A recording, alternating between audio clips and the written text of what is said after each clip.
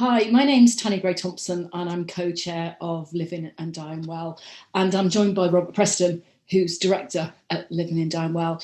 And we're going to be talking about assisted suicide and the safeguards that those who want to change the law say exist around their campaign.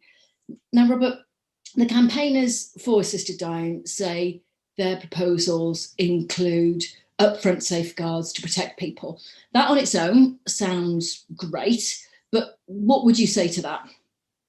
Well, it's not true. Look, what are safeguards for? If assisted dying, as it's being called, were to be legalised, the purpose of safeguards would be to make sure that people who didn't meet the conditions for receiving lethal drugs didn't receive lethal drugs. So the parliamentary bills that we've seen set out various conditions, like being terminally ill and making the request voluntarily and having a settled wish to die and so forth. But writing down conditions isn't the same thing as providing safeguards. All it does is to state what should happen. Now that's easy. Providing real safeguards means making sure that what should happen does happen. And to do that, you need to prescribe the minimum steps that have to be taken to make sure that those conditions are met. And you also need to put in place robust mechanisms for checking that those steps actually have been taken. But you won't find any of this in the proposals for legalization that we've seen. All they do is state broadly worded conditions. They leave it entirely to the discretion of a doctor considering a request for lethal drugs, whether to take what he's told at face value or to dig deeper and try to find out what might lie behind the request. Now that's wholly inadequate. It's the equivalent of putting up notices on a railway embankment to warn the public against trespassing, but not putting any fencing in place to discourage or prevent people from wandering onto the tracks. That's why I say there are no safeguards. There are only statements of intent. But don't the bills that we've seen say that there's going to be, a code of practice? Wouldn't they translate the vaguely worded phrases into concrete safeguards? Well, they might, but these codes of practice would only appear after Parliament had agreed to change the law. Yet how could Parliament decide whether to change the law until it had been satisfied that there were effective and workable safeguards in place? And how could it do that until it had seen not just what the conditions for receiving lethal drugs were, but how they would work in practice? Effectively, therefore, Parliament is being invited to sign a blank cheque. Now, I hear what you're saying, but don't the code of practices normally follow primary legislation in order to fill in the details of the legislation? Yeah, well, in some cases that's true. In fact, in many cases that's true, but this isn't one of them. We're not talking here about tax law or planning law. We're talking about a law involving life or death decisions, about licensing doctors to supply lethal drugs to some of their patients. Now, for a law like that, safeguards aren't details. Safeguards are of the essence. Now, Parliament needs to see not just the conditions for receiving lethal drugs, but how those conditions will be verified. And it needs to see them before, not after, deciding whether the law should be changed. So can we look at some of the specific conditions that have been proposed for assisted dying? I mean, let's suppose that these criteria for receiving lethal drugs could be given teeth. And let's suppose there were arrangements for scrutinising the decisions doctors had made. Would the conditions we've seen, like, for example, terminal illness or decision-making capacity, be sufficient? Well, let's look at those two, terminal illness and decision-making capacity. There seems to be a rather naive notion that doctors can not only diagnose that you're terminally ill, but they can also tell you just how long you've got to live. Now, the real world just isn't like that. It's understandable that someone who's been diagnosed with a terminal illness should ask a doctor, how long have I got? And doctors not infrequently get asked that question. But answering the question is often little more than guesswork. Look at what the experts say on this. The Mackay Committee, which examined this whole subject in depth a few years ago, was told by a doctor from the Royal College of General Practitioners that, and I quote from the record, "It's possible to make reasonably accurate prognoses of death within minutes, hours or a few days. But when this stretches to months, then the scope for error can extend into years.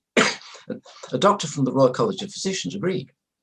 He told the committee, and again I quote, that prognosticating may be better when somebody is within the last 2 or 3 weeks of their life, but that when they're 6 or 8 months away from it, it's actually pretty desperately hopeless.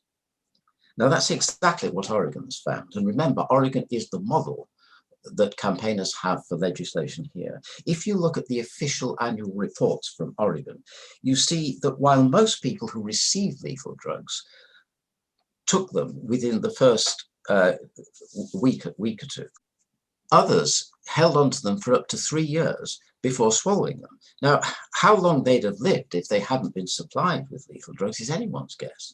But the real question is, are some of these recipients of lethal drugs in Oregon using them to end their lives in the belief that they will soon be dead, when in fact they could have months or even years ahead of them? Now, we have to be clear too, just what we mean by a terminal illness. It's defined in these bills that we've seen as an incurable illness that will lead to your death within 6 months.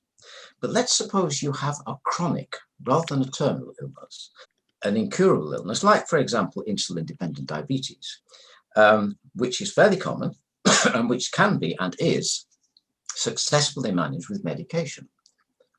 What if you decide to stop taking that medication? Would that then qualify as a terminal illness? Well, a Swedish researcher asked just this question of the Oregon Health Authority a couple of years ago, and he was told, yes, it would qualify. In other words, a condition that would not normally be regarded as a terminal illness can be turned into a terminal illness simply by the patient deciding to stop taking the medication that's successfully managing it. Of course, patients have the right to halt treatment that's keeping them alive, but that right doesn't include receiving lethal drugs. Now let's look at decision-making capacity. Let's start by looking at Lord Falconer's latest private members' bill. It states that, and I quote, "Capacity shall be construed in accordance with the Mental Capacity Act of 2005. Now that sounds okay until you see what the Mental Capacity Act actually says. What the Act says is that, I quote, "A person shall be assumed to have capacity unless it is established that he lacks capacity." Now think what this means. If I were to go to my doctor now and say that I wanted to take my own life, he would have to assume that my judgment was impaired, and he would have a duty of care to protect me from harming myself. But if I were to go to my doctor under an assisted dying law and ask him for lethal drugs in order to enable me to take my own life, he would have to assume that I was of sound mind, unless there was evidence to the contrary. What sort of sense does that make? It doesn't make sense at all. And in any case, having decision-making capacity isn't just a matter of whether or not we're compos mentis, whether we understand what we're told or whether we can communicate our wishes.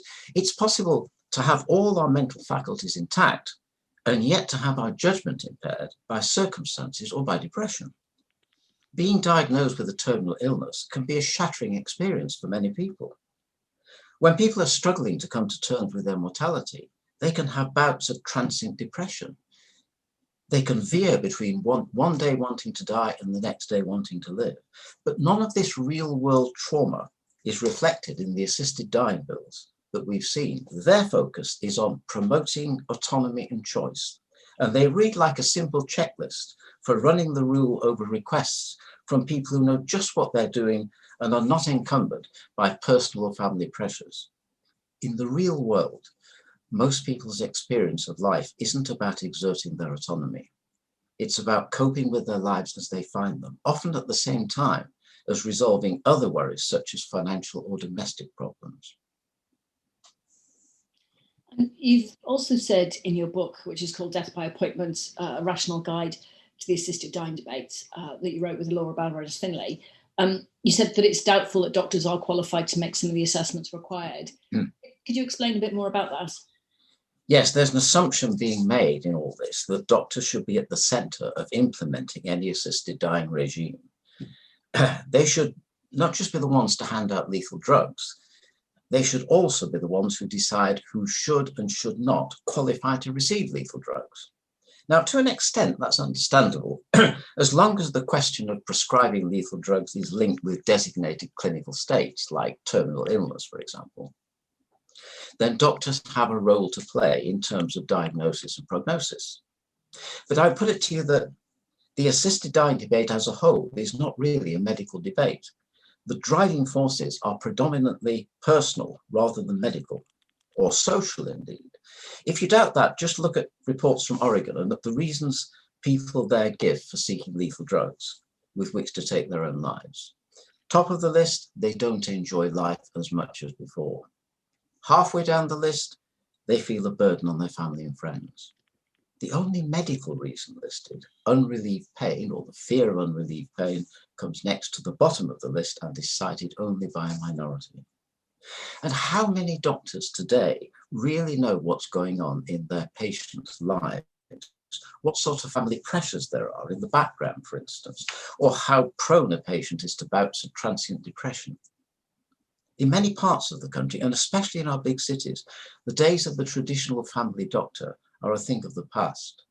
Many doctors now know little of their patients' lives beyond what they may happen to pick up in the consulting room. In reality, the assisted dying issue is about balancing giving rights to some against giving protection to others. That's what the courts are there for. If we were ever to have a law in this country licensing doctors to supply lethal drugs to some of their patients, those decisions should be taken by the courts and given the gravity of what's involved by a senior court, such as the High Court.